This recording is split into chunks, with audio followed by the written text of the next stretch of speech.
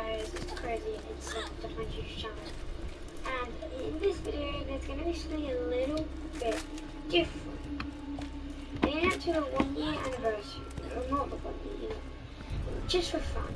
Just for fun. You can do it for fun. I'm going to be releasing a mini documentary of each Borderlands game. We'll talk a bit about like some stuff that happened in it, and you know, a little bit about the story of each game, what we hate and what happened.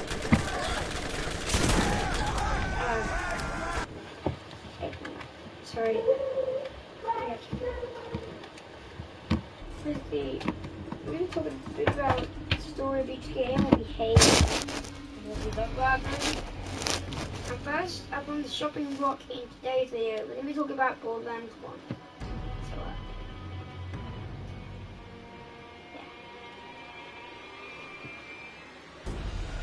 So, 2009 was one of gaming's most influential years, as absolute classics have come to define genres were released.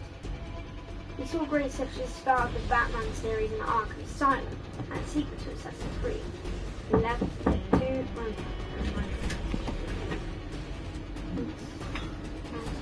Right, mate, just complete the pizza box. Stream. Stream now, sorry. There we go. Down. Yeah. Down stream. Right, I'm going, sorry. Bye. Rival got its first release, and Modern Warfare 2. Released to call that lineup breathtaking and being absolute understatement, because this was easily one of the most powerful lineups we've seen in a long time. And now you would think that such a gargantuan line of cult classics, there'd be no way any other game could even come close to such heights. Not only in sales, but just overall fun. Then comes in Borderlands, an open first world looter shooter made by Gearbox Software and 2K Games. Borderlands was obviously made as a very unique rendition of a Mad Max-esque world, in which your job to survive the horrors that you might face along your journey. But the only goal of Borderlands isn't just to survive being hunted to its goals. So we can get in our personal impressions of Borderlands. And then we should do a quick little story recap.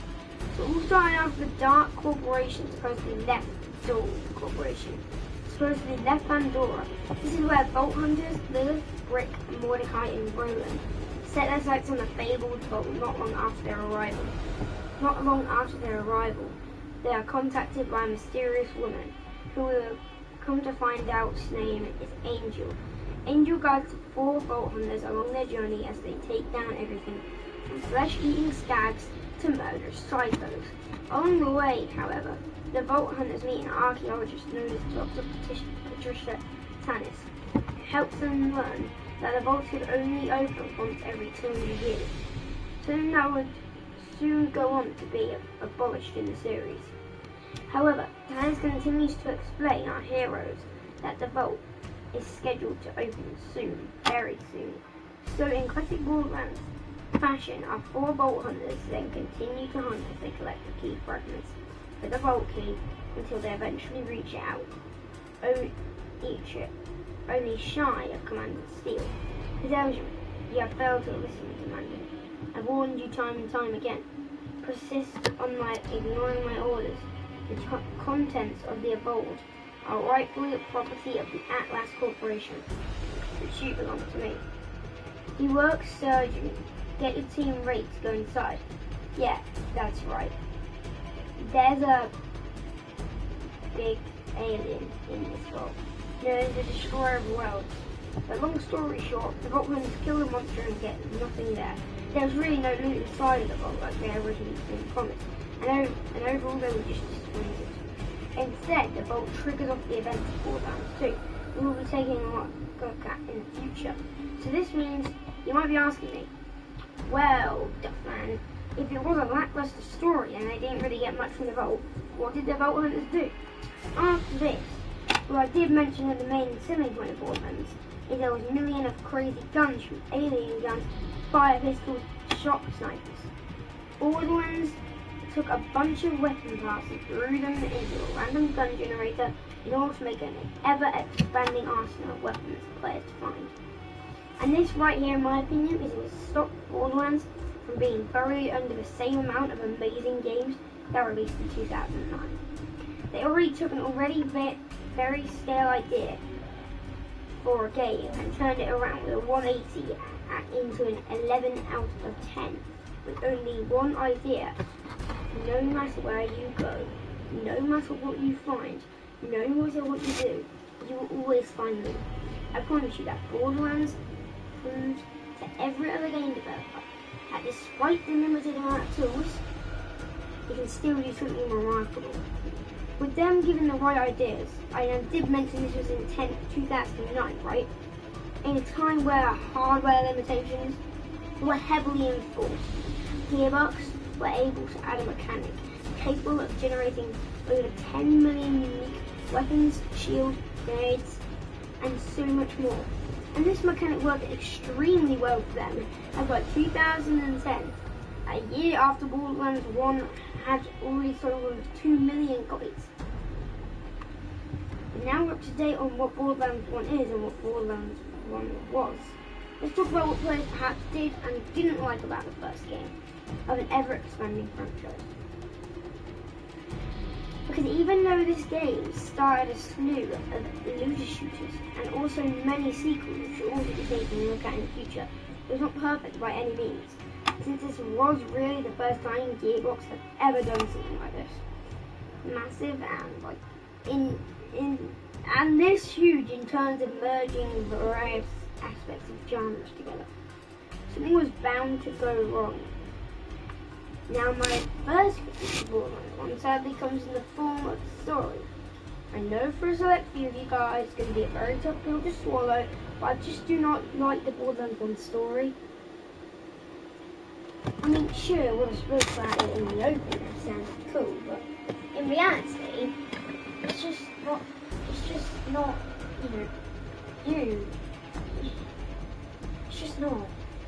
You spend most of your time in Borderlands 1 really not caring about the main storyline, and it's just not that interesting as a whole. And yes, it is cool, but to hear the first mention of Sanctuary or to see the first rendition of the Crimson Lance, but the whole main story just doesn't do a whole lot to pull you in. And even when it does, it doesn't do much to keep you there. You'll meet up with bosses that the game tells you are very dangerous, important people that need to be killed. But they never really get you invested into the boss you're fighting. So I wouldn't even say that I was invested in killing the Destroyer. It's issues like this which, in my opinion, really hurt Borderlands 1 and perhaps pushed a lot of potential fans away from the series. And now my second critique of Borderlands 1, it has to be the colour palette. Now granted, yes, Gearbox were going for a game that struck various similarities to many post-apocalyptic settings, and were overall going with a very rustic vibe with Pandora itself. And you know, I would argue that the way they did it was okay, but one could also argue that the way they went about it was horrible areas like Old Haven or the Iridium Remotory. They just seem to feature a lot more colour than the rest of the game, and they just feel so fast and just so lush, and I just love them. I just love those areas. Sadly, there were just way too many other places in the game that outweigh these locations, and if anything, they just made you want to put the game down. It sounds like someone vomited onto a canvas and called it colour now. Yes, Gearbox were going to fix this issue with Borderlands 2. However, that, in my opinion, stopped Borderlands 1 from being extremely hurt by the lack of colour. And you could also argue that Gearbox made the right choice to go with such a lack of variety in their palette, as it helped drive the overall narrative of the game. You can't help feel like that's just totally inaccurate. And now before we get into that, and get into what I love about the game, let's do one final round of the DLCs. Now, Mainly the DLCs in Borderlands 1 are not that bad. The General Rocks DLC is still one of my favourite DLCs of all time today, and the story in that DLC is pretty good. But sadly, there are some really bad DLCs in this game. So, of course, I'm talking about Mad Box's Underdome Rights. So I just want you to imagine this. You just finished playing the Dr. Ned DLC, and you've had fun, but the overall drab and tone, just moody, slow pacing of the DLC, it's got you wanting something more chaotic and bright. Something to really get you into the spirit. And then walks in the Underdome Riot, a horde mode-esque week,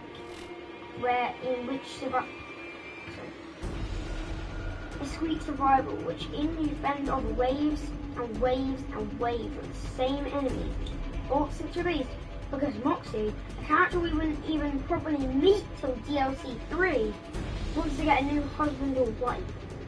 The problem with the Moxie DLC isn't more so the idea, but the execution. They already took an over-expanded idea and executed it in a lousy way, of basically saying like this, it's filler content. Like, yeah, this is filler content. The arenas were lackluster, the arenas were dull, and it only featured one new mechanic, being the modifiers. Pretty much each round you would roll a new set of modifiers that would change up the gameplay slightly in order to make the waves seem more and more interesting than they actually were.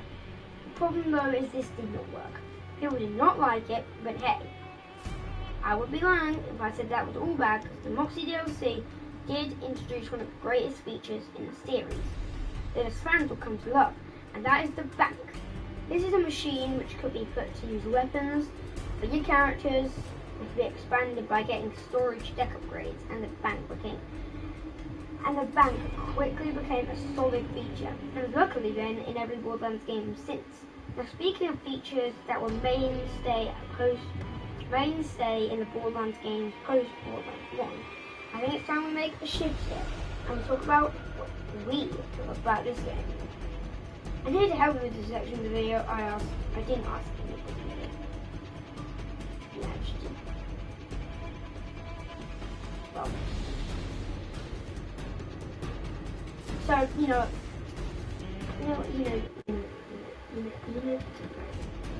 don't want to keep bored. Alright, so let's get started. The first of which is going to be an obvious choice, because it is one of the main selling points of Borderlands, and that is the loot system. There is just something so great and so satisfying about farming crazy, powerful weapons over and over again. It makes Borderlands insanely fun with a wide variety of weapons. With the wide variety of weapons it brings, and then DLC will only expand on this with new rarities, such as the Power Lesson rarity.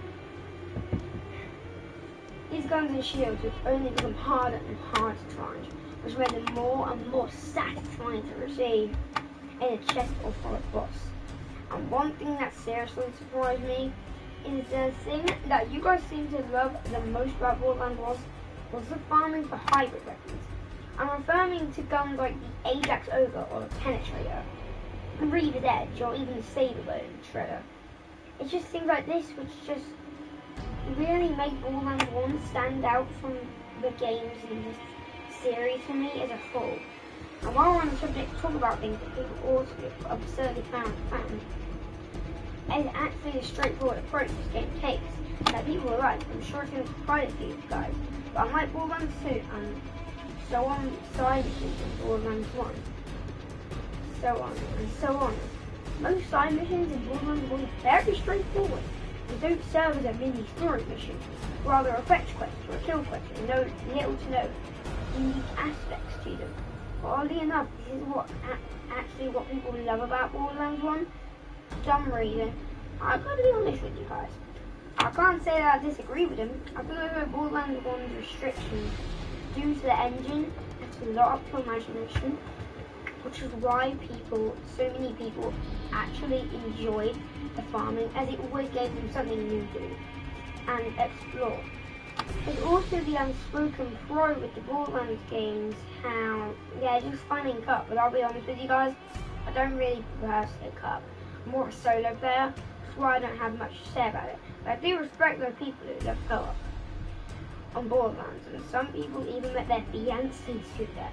So yeah, I would be lying if I said Borderlands co-op did not make so many relationships over the years with many people. But yeah, it's not for me in terms of co-op standpoint. But hey, that's all down to the playstyle and preference. And you know, while we are moving on to Borderlands 2 in the next video, I just feel a strain when it comes to leaving this game behind. I played such a huge role in my childhood, despite me not playing the game often. It's what started this journey, and I owe it a lifetime of memories.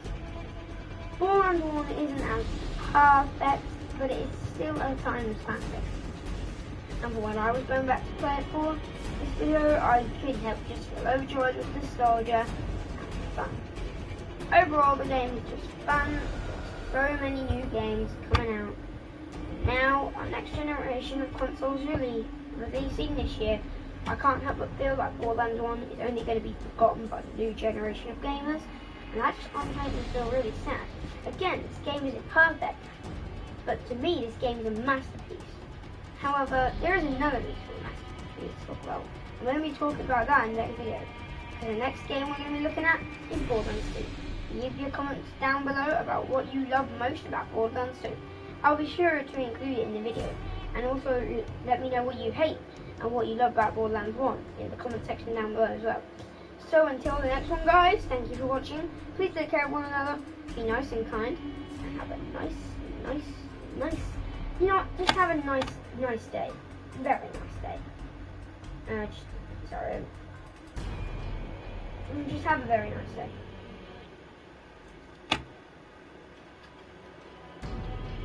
Said roll the intro.